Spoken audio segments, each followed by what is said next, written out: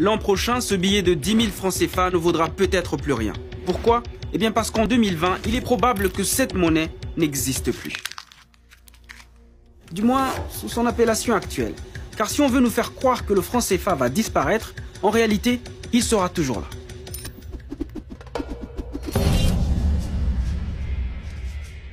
En 2020, le franc CFA est appelé à céder la place à l'ECO dans les 8 pays de l'UEMOA, l'Union économique et monétaire ouest-africaine, c'est-à-dire l'une des 2 zones monétaires qui utilisent le franc CFA. Une nouvelle monnaie qui devrait à long terme s'étendre à tous les 15 pays de la CEDEAO, la communauté économique des États de l'Afrique de l'Ouest.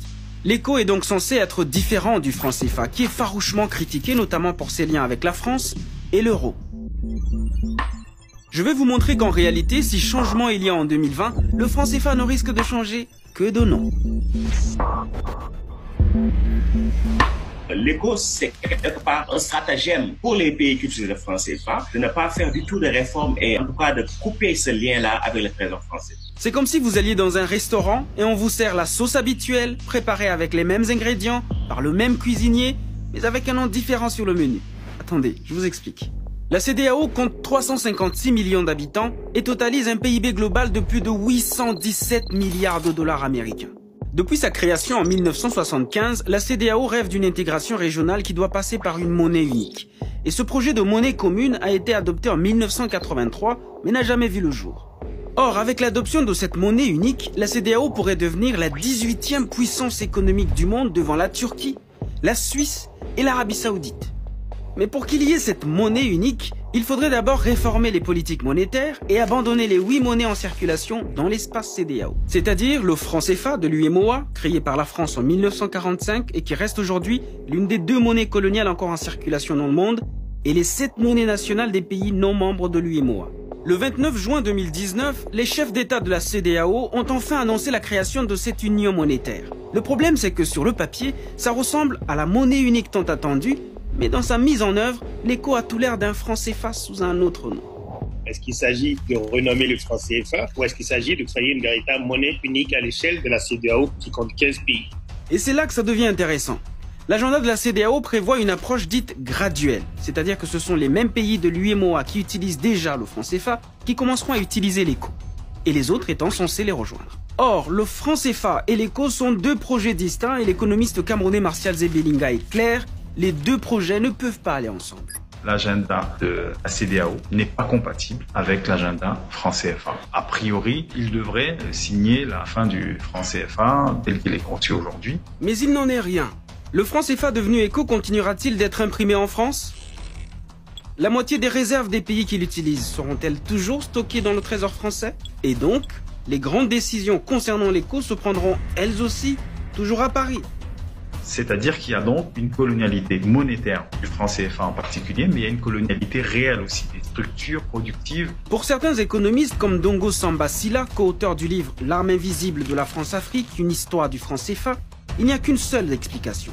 La France veut coûte que coûte maintenir la zone franc, mais elle sait qu'il faut des réformes. Et il faut que ça bouge parce qu'il y a la contestation contre le franc CFA. Et donc, je pense que leur ambition, c'est un peu d'élargir la zone franc, de renommer, disons, la monnaie, ce qui est symboliquement important, mais c'est pas l'essentiel, et aussi d'aller vers des mécanismes plus voilés, mais qui maintiennent toujours la même domination. Ce qui expliquerait d'ailleurs la sérénité qui règne du côté de la CEMAC, l'autre communauté de pays qui utilisent eux aussi le franc CFA, mais en Afrique centrale. Selon Martial Zebelinga, si vraiment le franc CFA de l'Afrique de l'Ouest devait disparaître, cela inquiéterait normalement le franc CFA de l'Afrique centrale, puisque les 2 sont étroitement liés et constituent l'ensemble des réserves de la zone franc. À partir du moment où les réserves de cette zone venaient à manquer, logiquement, il n'y aurait plus franc CFA tel qu'on le connaît.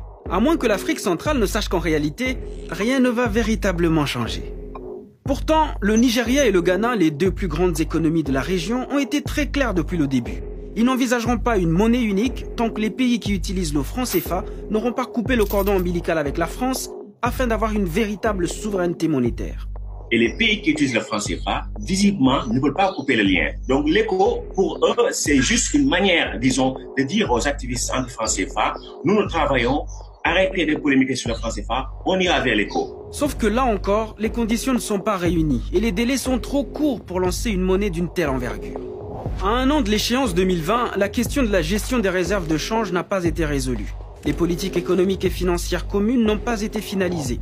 La CEDEAO n'a même pas encore de nouveau traité d'union monétaire et les statuts de la future banque centrale n'ont pas été clairement définis. Allons-y point par point. Concernant le taux de change, les chefs d'État de la CEDEAO se sont prononcés le 29 juin 2019 pour un régime flexible. Mais de retour d'une visite à Paris, le président ivoirien, qui est aussi président en exercice de l'UEMOA, a tenu un discours totalement contradictoire. Si l'éco devait venir à adoption en 2020, il n'y aura pas de changement de parité entre le franc CFA devenu éco et l'euro. En gros, même le taux de change ne changera pas. Une double cadence qui intrigue l'économiste Gilles Yaby, pour qui cette démarche nuit à la crédibilité d'une vraie monnaie de la CEDEAO. Je crois que cette crédibilité, elle doit venir de l'engagement politique extrêmement fort des dirigeants de tous les pays de la région. Je ne suis pas sûr qu'on ait le leadership politique aujourd'hui dans la région qui permet de le faire. Le communiqué de la CEDEAO parle d'un système fédéral et d'une banque centrale communautaire. Mais quelles seront concrètement ces relations avec les banques nationales? Quelle sera par exemple la valeur de l'éco par rapport au dollar américain ou au yuan chinois? Combien d'éco vaudra un naira nigérian ou un cedi ghanéen? Quel rapport ces monnaies entretiendront-elles au sein de la CEDEAO? On est à quelques mois de l'entrée en vigueur d'une monnaie dont dépendront potentiellement plus de 350 millions de personnes et la seule chose dont on est sûr, c'est son nom, qui est d'ailleurs lui aussi problématique. À quoi renvoie le terme éco dans la vie des populations au quotidien? Rien, absolument rien, si ce n'est une forme de mimétisme par rapport à l'euro. Il y a un vrai problème de créativité, d'imagination et surtout, il y a l'absence d'un imaginaire africain. Pour pouvoir utiliser l'éco, les pays de la CEDEAO doivent remplir certains critères qu'ils ont appelés des critères de convergence. Mais comme le dit le rapport du comité ministériel de la CEDEAO, aucun des 15 pays n'est réellement prêt pour 2020. Pour tous les pays qui utilisent le franc CFA, s'il n'y a pas des aides budgétaires qui viennent de l'étranger, aucun de ces pays ne pourra remplir, disons, ces critères-là. Mais si les pays de la CEDEAO ne sont pas prêts, s'il reste encore tant de questions sans réponse, pourquoi les chefs d'État ouest-africains se pressent-ils? On ne comprend pas cet acharnement-là à vouloir coûte que coûte aller vers une zone éco sans ce préalable du fédéralisme budgétaire. Si on veut aller vers une union monétaire, en fait, il faut être prêt pour l'unité politique fédérale. Autre fait étrange. Comment se fait-il que des présidents comme Alassane Ouattara, défenseur du franc CFA, fassent partie de ceux qui subitement veulent une nouvelle monnaie en 2020? Martial Zebelinga y voit un risque d'enterrement du projet. C'est-à-dire que certains auront beau jeu de spéculer sur les retards existants dans la mise en œuvre de la monnaie unique, d'arriver à l'année 2020 en disant voilà, on a un projet qui finalement a échoué, ça ne marche pas, on reste dans l'ancien parce qu'au moins on sait ce qu'on avait avant et on ne sait pas ce vers quoi on va. Et selon Mediapart, ce scénario plairait bien aux autorités françaises dont Alassane Ouattara est proche. Les pays d'Afrique de l'Ouest francophones sont des pays qui sont habitués à des formes de tutelle monétaire. Sans la France, voilà, on n'a pas confiance en nous-mêmes.